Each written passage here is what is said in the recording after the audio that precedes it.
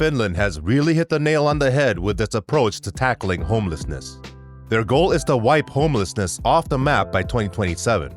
While other EU member states, like the United Kingdom, have tried to tackle homelessness, Finland stands out as the lone ranger with a sustained decline in homelessness over the course of several decades. How is Finland going to do it? What are its plans and strategies? Finland built its strategy on the notion that having a roof over your head from the get-go makes tackling your own issues a piece of cake. Thus, the government began offering permanent housing in the form of cozy individual apartments right off the bat to any homeless person who sought it, no strings attached. They are, however, required to pay a small rent, which means they can't have their cake and eat it too. They need to bring home the bacon and have a strong support system, which they can't just sit on the sidelines for. In the grand scheme of things, housing is handed on a silver platter to centers housing around 100 homeless souls, each residing in cozy individual apartments.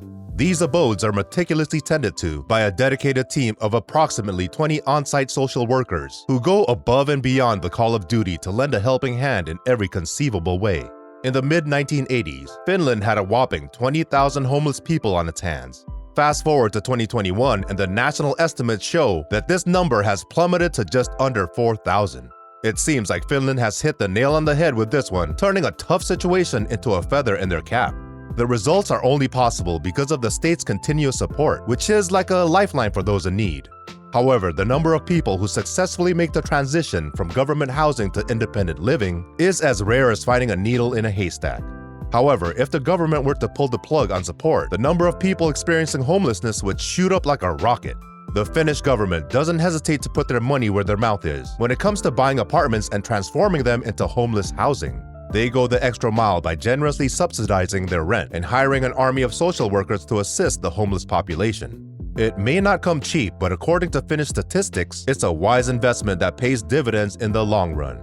A study of financial costs revealed that Finland is actually saving a pretty penny, to the tune of 15,000 euros per year, for every homeless person it provides shelter to.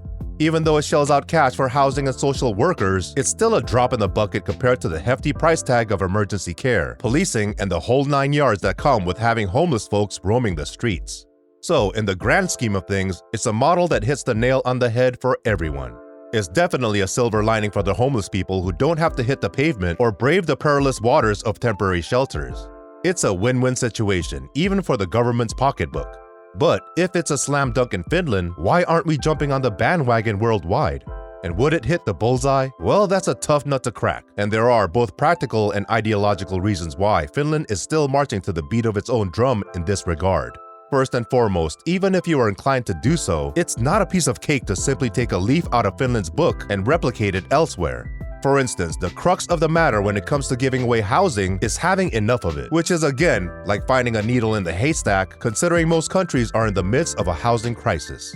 One of the reasons why Finland is able to pull it off is because cities in Finland have a lot of skin in the game, owning most of the land. They can leverage this advantage to construct a plethora of social housing units. However, this is not the norm elsewhere, so while this policy hits the bullseye in Finland, it can miss the mark in other locales. While Finland has had great success with its housing first policy over the past decade, other countries like the USA and its state, California, have been in hot water trying to achieve the same levels of success. In California, the development rules are as strict as a lion's den, and the real estate prices are sky high, making it as tough as nails to construct social housing in large numbers.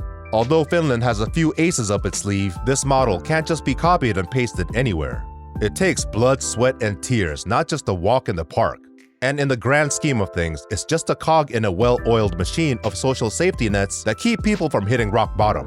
So it seems like Finland will likely hold on to its special status for a little while longer.